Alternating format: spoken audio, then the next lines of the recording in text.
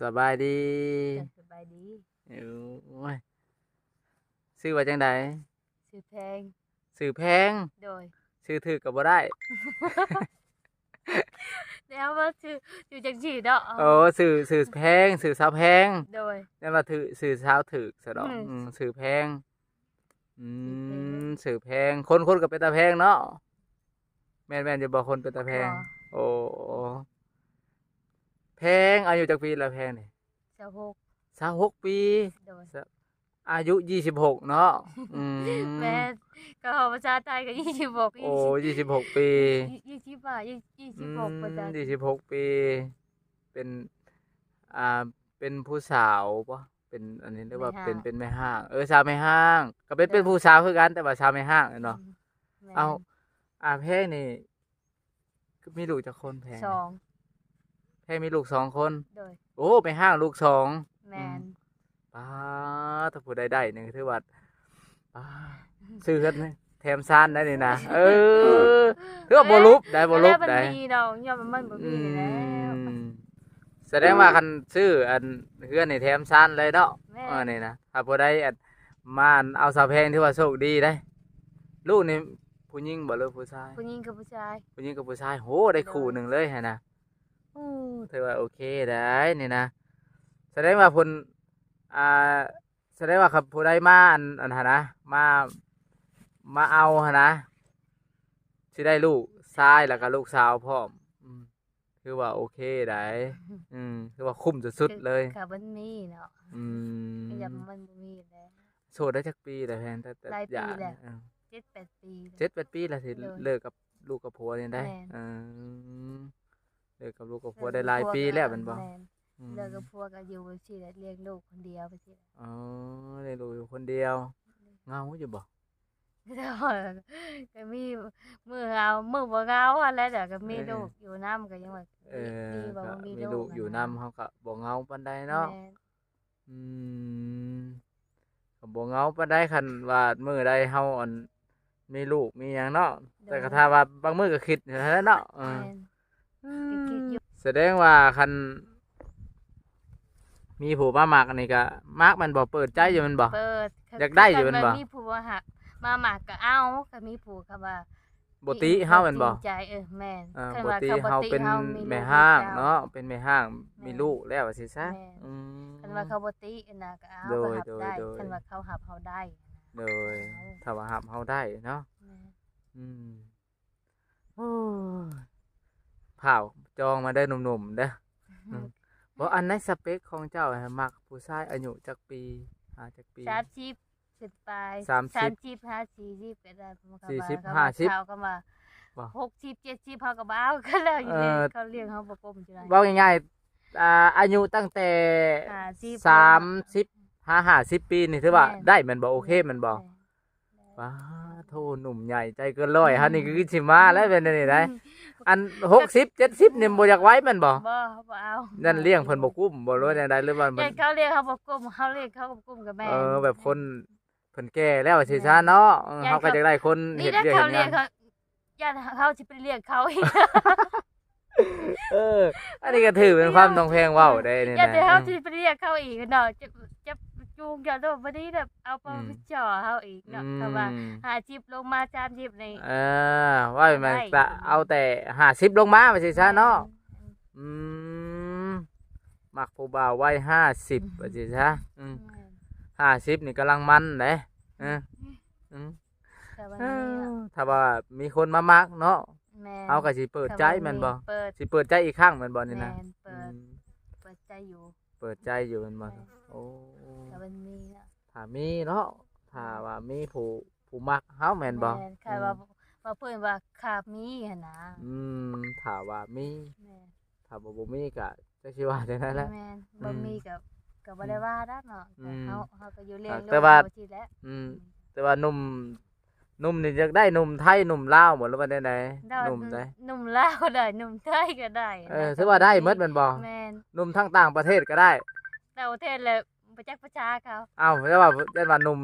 ไทยหนุ่มลาวเฮาอยู่ทางต่างประเทศนะจะว่าเพิ่นโทรมามีเวียกบ่หรือว่าจังได โอ้บ่จัก อืม พอดีเอื้อยเพิ่นโทรมาทุกคนเอ้ยเมื่อกี้นี่โอ้ยก็เลยให้เพิ่นหับสายก่อนเอื้อยเพิ่นโทรมามีธุระแป๊บหนึงเพิ่นว่าสิคุยกันแต่ว่าถามหาเรื่องน้องเคยบ่จักว่ามื้อใดสิได้มื้อใดสิเอาหั่นนะอืม ก็แหละ มีแผนว่าอยากได้แม่นบ่ แม่น อื ได้อยู่ วางแผนไว้ว่าอยากได้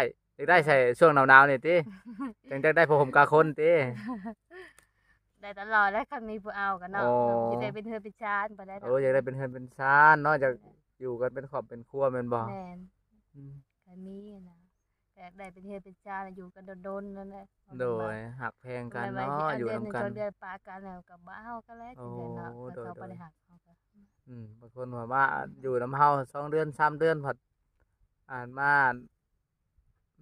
อยู่นํเฮาผัดปะเฮาหั่นนะที่ปะก็เป็นแม่ห้างแม่ไม้อีกก็ แม่น เฮาก็บ่อยากเป็นแนวนั้นเนาะ แม่น ว่าไงเฮาก็บ่อยากซ้ำรอยเมื่ออดีตเมื่อก่อนที่มันผิดพลาดไปเนาะ แม่น มันเคยพลาดไปแล้วเฮาก็บ่อยากพลาดมาอีกรอบสองอืมแสดงว่าเปิดใจเนี่ยให้หนุ่มไทยหนุ่มลาวนี่ถือว่าได้หมดเนาะ ได้หมด ได้หมดเลยแม่น บ่ได้ บ่ คนทางใด อืม หรือคนลาวหรือว่าคนทางใดก็ได้หมด มาคน ะ ผิวดำบ่หรือคนผิวขาว เออดำบ่ดำบ่ดำก็เอาได้นะเขาว่าเลยคนดุบ้านเลยก็พอ เออ นาะ เป็นคนที่ดูมันเป็นคนที่เข้าใจเฮา โดย เออ ปกติแล้วว่าเรือดำเรือขาว อ๋อเขาเพียงแต่หักเฮา บ่สำคัญดอกนะ พอเพียงแต่เป็นคนที่หักเฮาแม่นบ่ โดย อืมจริงใจกับเฮาเนาะ แม่น คนหลายใจก็สิเอาอยู่บ่ ว้าวแล้วคนหลายใจ เอาอย่าคนหลายใจดอกบ่ได้เขาเอากับพาบ่ได้เขาสิไปเรื่อยๆเนาะ เออเด้อมาคนหลายใจอืม คนหลาย แสดง ใจ ว่า ก็บ่เอาแล้วเนาะ แสดงว่ามาคนจริงใจ อืมมักคนใจเดียว มาคนใจเดียว บ่ไ เนาะ ใจ คนหลายใจดี แต่ บ่เอา หากเขาบ่ตัวบ่หยังเลยก็คุยกันแบบนั้นบ่ต้องตัวกันหั่นน่ะ โดย แต่ว่า แบบมี สอง หยัง อย่ ก็ ง เว้ากันเนาะ อืม ว่าไงมาคนเปิดใจให้กันแม่นบ่ ความจริงบ่ตรงตัวกันจังซี่หั่นนะ โดย บ่แม่นมีผู้สาวผู้ชายมีลูกมีเมียแล้วมาตัวว่าบ่มีอะ อืม ก็บ่เอาเลยจังซี่เนาะ ยันว่าอันหยังก็ลอยผัวมาตัวน้อง อืม ลอยเมียมาตัวน้องอิหยังตอนนี้บ่ได้ลอยผัวเนาะไอ้เนาะ ปิดความจริงแล้ว อันนี้แพงนี่บ่ได้ลอยผัวติ บ่เพราะว่าบ่มีเนาะ โสดแท้บ่นี่นะ โจทย์แต่บ่ จักเปอร์เซ็นต์ ร้อย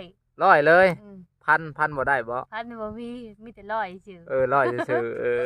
ๆมีแต่ โส ร้อย ด100%เด้อทุกคนเด้อผู้ใด โสดบ่มี ผู้ใดรู้สึกเงา ปัจจุบั ๆหั่นนะ อยู่ผู้เดียวอยู่กับลูกเท่านั้นสองคนพออ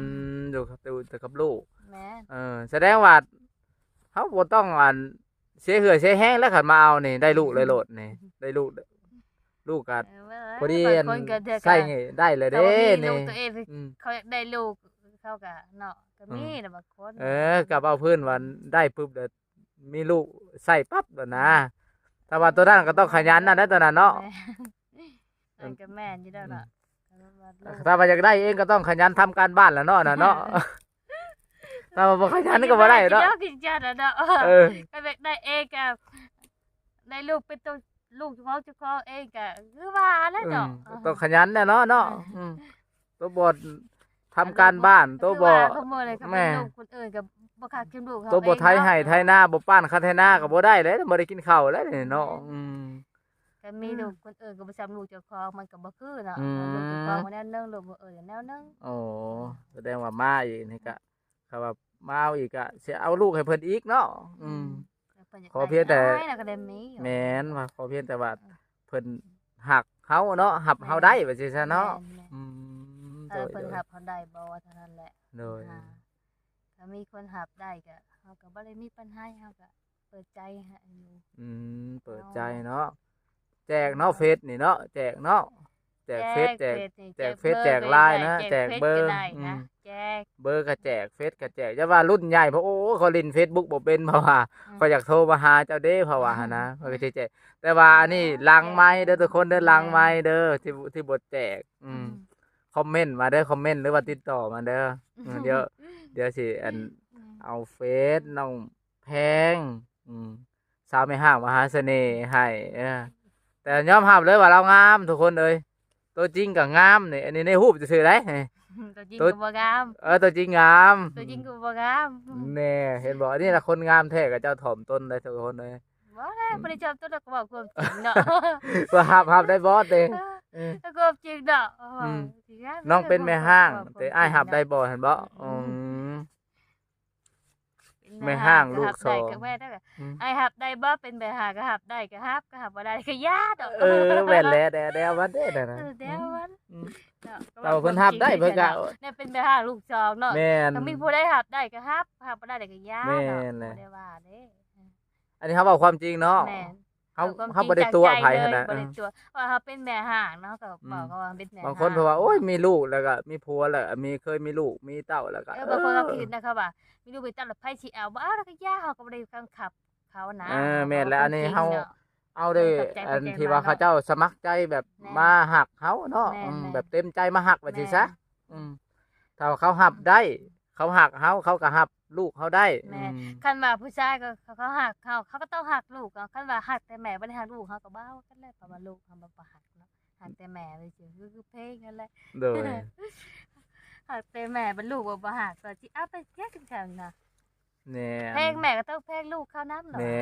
แม่นตัวนี้ยอมรับว่าแม่นความจริงเลย แม่น ถ้าว่าเฮาแพงแม่ก็ต้องแพงลูก อืม ถ้าผู้ชายแบบนี้แหละคันว่าเขาหักแม่ก็หักลูกเขานำ อืมแนวมัน คันว่าหักแต่แม่ลูกบ่หักก็บ่แม่นแนวได้จังซั่น โอ้แม่นโอ้ เบื่ออยู่เลย แสดงว่าคันเพิ่นหักเฮานี่เพิ่นก็หับเฮาได้หมดทุกอย่างเนาะ แม่น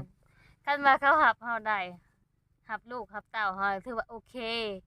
ถือว่าตกลงเอามือใดก็ได้ อืม พร้อมให้มาขอมือใดก็ได้แม่นบ่ แม่น อันส่วนนี้ก็ออกพรรษาเลยเด้ ก็ก็ได้มันมีก็คืออ้าว บ่ได้ยากแม่นบ่คันล้มถึงใจผู้อื่นนี่เอาเลย ก็ได้มันมีผู้อื่นก็ผู้อื่นคันมันมียามใดก็แล้วแต่แล้วเถอะ โอ้ มีบ่ได้ เผา ไป จองเด้อ ม เผาจองเด้อทุกคนเด้อ ถ้ามันมีหั่นน่ะ อืม ก็ช่วงนี้ก็เอาประจาอยู่แต่ปัญหาแต่มันบ่มีนี่แหละ โดย ยาก โดย บ่ แม่นแหละ เออ ยันเพิ่นอุ้ยปฏิเฮาไม่ห่างอันนี่เนาะก็เพิ่นสิบ่อันเฮานะอืม อย่ามาติเอ้ยไม่ห่างลูกชอบบ่เอาได้บ่อยากเลี้ยงลูกเขา โอ้ไม่ห่างลูกสองแล้วแฮงแซ่บได้ค่อยว่าได้เออเอ้าเพิ่นฮู้เพิ่นมีประสบการณ์เด้ ถ้าว่าคนอื่นเนี่ยเขาก็ว่าจังซั่นน่ะใจเฮา อ่า แต่ใจพวกเขาอะเขาบ่ว่าคือเฮา อ่า จ้าน่ะนะเอาว่าไม่ห่างลูกดึงลูกชอบเลยบ่อยากได้ดอกบ่อยากเลี้ยงลูกเขาเขาว่าจังซั่นจ้าน่ะก็บ่เขาแล้วแต่นั่นเนาะแต่สำหรับเฮาผู้ชายหรือผู้หญิงก็จะว่าเป็นผู้ชายมีพอห่างลูกชอบก็เฮาก็รับได้ค่ะว่าเขารับเฮาได้นะ อืมไว้ปกติก็แม่ห้างเพิ่นมีประสบการณ์เด้หลายคนก็สิมักเด้แต่เฮาก็ยังมักบ่ได้ยากนะต่อๆซื่อๆก็ฮู้เรื่องคือว่าบ่ได้ยากนะไปซุ่นๆหน่อยเดียวก็สตาร์ทติดตึ้มแล้วนะบ่ไม่เพราะว่าก็จะมีครอบครัวบ่จักว่าสิว่าคือจะ อันนี้เว้าพื้นอันให้ FC เฮาเนาะแต่ว่าแม่ห้างนี่ดีได้ แม่ เพิ่นบ่ได้ยากได้เพิ่นไปเตาะๆหน่อยเดียวเพิ่นติดเลยโลดนะสตาร์ทดึมโลดนะ ลมได้ไหมฮะลมก็ติดดึงจังที่เขาเข้าใจกันแล้ว ไม่ห้างเนี่ยบ่ ผู้ ได้ ชายเขาเล่น อ๋อแม่นแล้ว ผู้ชายก็ไปลบโลดขโมยนี่โอ้ย แม่นแล้วผู้สาวเขาก็ กันก็ เขาก็อยากไปลิน ตอน เนาะ ที่เฮาเห็นมาปัจจุบันนี่ดอกเอากันบ่เกินเดือนหนึ่งสองเดือนเขากับป้ากันเขาเห็นขโมย เขาบ่ม่วนเขาว่า นี่ไปจัก เจ้าบ่ม่วนบ่จักเนาะเขาจะว่าเสนอให้เอาแม่ห้างดีกว่า เด็กน้อยเกิดใหม่ขโมยนี่ อืม ฮู้น้ำเขาบางคนเขาก็เอาเดือนหนึ่งสองเดือนเขาก็ป้ากันนั่นน่ะ โดย หน่อยเช้าขโมย เนี่ยเอาแม่ห้างนะมันคงกว่าเนาะน้องแพง จักเด้อแล้วแต่ผู้มักเด้อเนี่ย อันนี้ก็แล้วแต่ FC แล้วแต่ แต่ FC เด้อนี่ FC มักกับมัก FC บ่มักก็บ่ได้ว่า แม่นแต่ว่าเฮานี่ต้องการเนาะต้องการคู่ชีวิตแม่นบ่ การหาคู่ชีวิตหาคู่มาเลี้ยงเฮา มาเลี้ยงเฮามาเลี้ยงลูกเลี้ยงเต้าซอยเนาะลูกก็ใหญ่เติบเลยเด้จักปีแล้วผู้กก กบก็สิเข้า7 ปีปลาย โอ้ ลูกพ่อพูดกันนี่ก็สิ6อันนั้น6 ปีปีนี้จ้ะ อ่า ลูกผูกไปเลย โทษ สิเข้า6 ปีปีนี้แหละ โอ้ 6 ปีได้เหรอเขา ทุกคน เขาเฮียนอยู่แต่มันนี่ ว่า มันนี่ แสดงว่า มันนี่ อีกบ่ดนได้นี่ไหนคันทับไปเลี้ยงลูกเรานี่สมมุติว่ามาเอาเรานี่ นี่ เลี้ยงลูกแป๊บเดียวนั้นได้เฮาได้เป็นพ่อเฒ่าแล้วนี่ได้ลูกเคยแล้วอีกบ่ดนนี่ได้ อันนี้ก็เฮาก็ได้กินเหือกินแห้งแล้วใช่มันนี่ก็ อ่า ผู้ลูกกกเขาก็ไปตัดอ้อยชอก็ได้สิไปมัดเพิ่นก็ โอ้ผู้ใหญ่นะผู้ใหญ่ผู้ชายบ่ แม่น โอ้ ใช่ไปตัดอ้อยชอยค่ะ ได้กินแห้งเลยเด้ทุกคนเลย ได้ อืม เมื่อวานนี่ก็เพิ่นก็ได้ชาวพันธุ์เพิ่นก็ให้แม่ยายมานี่ก็ได้เพิ่นก็ได้ชาวพันธุ์ อื ให้แม่ยาย ม แล้วผู้ลูกหลานยังบ่เป็นตัด คนนั้นป้าตัวผมลูกขยันเลยลูกก็ขยันแม่ก็ขยันแม่ก็ ผู้ก็ใช่ค่ะเฮ็ด ดุ เวียก ขยันเนาะ ซอย นี่เนาะ อยู่ อืม กับผู้น้อยนี่ยังใช้บ่ได้ อืม ยังบ่จักควบยังว่า โดยยังแอบอยู่เนาะเนาะยังกินขนมอยู่ ยัง นะ กระโดดผู้ใหญ่ เออ กินคือกันแต่ คือว่า อัดผู้ใดที่มาเป็นพ่อนี่ก็นั่นเด้อแพงเป็นคนที่แพงเด็กน้อยแน่เนาะอย่าให้แพงเป็นผู้คนแพงเด็กน้อยแน่ บ่อด สิ อี จ๊ะ กหน่อยกับมันกับมันคือว่า มันก็อยู่กันบ่ได้ อยู่ เนาะ กันบ่ได้อยู่กันบ่รอดแล้วก็บ่ เด็กน้อยมันก็สิยับแอบมันก็แอบย้ำอันนั้นก็นั่นแหละตาม แม่ ภาษา และ เด็ เด็ ก ก น้ น้ อ อย ยคือเหมือนมันก็ชับนี่ก็บ่ได้แอบบ่ได้ดื้อกับแม่ แม่ น้อย น น้อยค่ะคือ แต่ คือ ว่า เฮา มัน นี่อดได้ทำมาเลี้ยงลูกกันเลี้ยงตั้งแต่ป้ากันกับพ่อก็เจ้านี่จะหาก็แบบว่าลูกผู้ที่สองหาก็เกิดป้ากันกับพ่อก็เจ้า โอ้ หาก็ออกแบบว่าออกแต่ไผมันอื่นก็บ่ได้บ่มื้ออื่นมาเฮิงมันป้ากันกับพ่อมันเลยหั่นน่ะ ทางไผทางมัน โดย เพราะเพิ่นก็คนบัดดงนั่นแหละดง อืมอ่า แต่เพิ่นถือว่าหมดแล้วเพิ่นก็มีครอบครัวใหม่ เพิ่นก็มีครอบครัวใหม่แล้วนี่ก็จะเจ้าฮะ เหลือแต่ข่อยนั่นแหละ เอ้าบ่เป็นหยังสิได้อยู่ดอกหัวนี่ อืม ได้ก็ ขอเพียงแต่มีคนมาหมักมาหักเฮานี่เฮาก็พร้อมที่จะเปิดใจให้เพิ่นแม่นบ่ แม่น พร้อมสิล้มกับเพิ่นถ้าว่า จริงจังอลิอะลอหมักหักเฮาแท้บ่ติเฮานี่ถือว่ามาฮ้องมาขอได้แม่นบ่ โดย อืม ก็เพิ่นบ่ติอันน่ะ โดย เอาได้น่ะก็เพิ่นบ่ติเฮาทุกข์ยากบ่หรือว่าเฮามีครอบมีลูกมีเต้าบ่เพิ่นบ่ติ โด แต่ ย ว่า โดย เพื่อน โดย น้องก็บ่มีหยังดอกก็ทุกข์ยากคืออ ม อ้ายเฮ็ดนั่นแหละนาก็บ่กุ้มไปกิน อืม เฮ็ด เอา นา น้ำ ก็แต่ละ ชำปา ปี ก็ ก็อึด เขาวน้ำจำปาก็บ่อยากค่อยกุ้มว่าสิซะเนาะ ชื่อกินแต่ละปีได้ ฮอดอันเดือน5เดือน6มาพาเป็นจากหมดแล้วเด้อเนาะ บ่ฮอดเด้หมด บ่ฮอด หมดตั้งแต่เดือน1พุ่นเด้เดือน1เดือน2นี่แม่นหมดเขา เอาเลย เฮ็ดจังว่าเฮาเกี่ยวนี่เกี่ยวนี่ อืม เกี่ยวตั้งแต่เดือน12เดือน11อะเกี่ยวแล้วไปฉีกินเลยแบบจังหั่นน่ะ อ๋อ ก็บ่ให้เฮาซื้อมื้อนั้นน่ะซื้อ มันบ่ ข้าว ได้หลาย 600,000 เนาะ พุ่นน่ะมื้อนั้นไปซื้อข้าว600,000แล้วก็กันผู้200,000ผู้300,000แล้วก็ซื้อข้าวกินนั่นน่ะหาตัดอ้อยตัดเกี่ยวข้าวไปสิหาเงินพอเชื่อมเฮาได้เกี่ยวข้าวนี่แหละแล้วก็เกี่ยวข้าวแล้วก็เฮาก็ปั่นให้เฮาชีกินโดดไปแล้ว อืม ไปเอาขึ้นเหล้าเร็วจำนะปัจจุบันแล้วก็ มัน โค้ง นาเฮามันเป็นนาโคกเนาะมัน แม่ อยู่ใน เรื่ โคกในป่า บ่เป็น อืม เป็นนาโคก โดยใส่พูดก็ใส่อยู่ใส่พูดก็ใส่ช่องสองมันก็บ่เป็น มันนา น้ำบ่ นา อยู่ ดินทรายนาน้ำบ่อยู่นาโคกเด้ แม่น มันเห็นได้ซะ ปลูก อาจจะได้กระสู้ แน่ ก็หวังว่า คือสิมีอยู่ดอกหนุ่มไทยหรือว่าหนุ่มลาวหนุ่มใหญ่เฮานี่แหละ30 ปีขึ้นไปนี่ก็ถือว่าเป็นคนใหญ่เด้ โดย อืม ได้คนใหญ่แล้วเขา อืม จักว่าคืออันนั้นแหละแบบว่าเอาเล็กน้อยกันเลยว้าวแล้วจะ อื ทำ ม แบบ แต่ว่า เจ้า6เจ้า7นี่บ่อยาก เอ ได้ แบบคนสำคัญ26 27 28เนาะจากได้30ขึ้นไปสิซะเนาะ แม่น เขาเคยได้คนสำคัญแล้วแม่นบ่ แม่นก็พวกเก่าเฮาอายุ28ปีเฮาก็ ฮะ อันน่ะ28ปีเฮากับเอากับเพิ่นอายุ28ปีกับผัวเฮาอะอายุ28ปี อืม ที่คำว่าก็บ่ได้ใหญ่แล้ว28ปีเนาะเขาเลยเนาะแก 2-3 ปีเนาะ อืม ก็บ่อยากได้อยากเป็นคือเก่าหั่นน่ะ ก็เลยบัดนี้จะได้30ขึ้นไปเลย แม่น มาแบบรุ่นใหญ่ไปเลย แม่นเอาไป คอมเมนต์ ลย หนุ่มไทยหนุ่มลาวเด้อหนุ่มโสดทั้งหลายเด้อพอห้างพอหมายก็บ่ได้ติเด้พอห้างพอหมายก็ได้ บ่ติเนาะ บ่ติเพราะว่าเฮาก็เป็นแม่ห้างเนาะเฮาก็บ่ แม่ บ่ เฮา ติดอก เฮาก็บ่แม่นผู้สาวแล้วเฮาก็เป็นแม่ห้าง โดย ลูกสองแล้วเฮา อืม บ่แม่นผู้สาว เป็นผู้สาวมือสองอายฮับได้บ่สิเนาะเอาหีบจองเข้ามาเด้อทุกคนเด้อคันจองซ่านี่หมดได้ บ่หมดดอกบ่มีเลยแหละสิ อ้าว สิเบิด ก็ให้เพิ่นจองเขาให้ไว้แล้วเนาะ จ้ จองเขาไว้ไว้เด้อทุกคนเด้อ โสดจ้ะ อืม โสด100% โสด100%โสด100%โสดทั้งกายทั้งใจ ทุกอย่างโสดหมดเลยยังว่างหน้าหนาวมันนี่บ่เหงาบ่เนาะ เหงาอยู่ แต่ยาวก็เหงาแต่บ่มีเนื้อคู่คือเก่าก็เหงา อ้าว อยู่นี่แล้วดอก ตุ่ม เออ ห่มผ้าห่มแพรนั้นบ่ได้อุ่นคือกอดคนเด้ เออก็แนวมัน อืม ตัวหมูตัวแปรก็อุ่นเป็นแนวหนึงอะนะ อืมโดยเอาทุกคนหยิบจ้องกันเข้ามาเด้อหยิบจ้องกันเข้ามาเด้อน้องแพงเนาะอายุ26 ปี26 ปี เดี๋ยว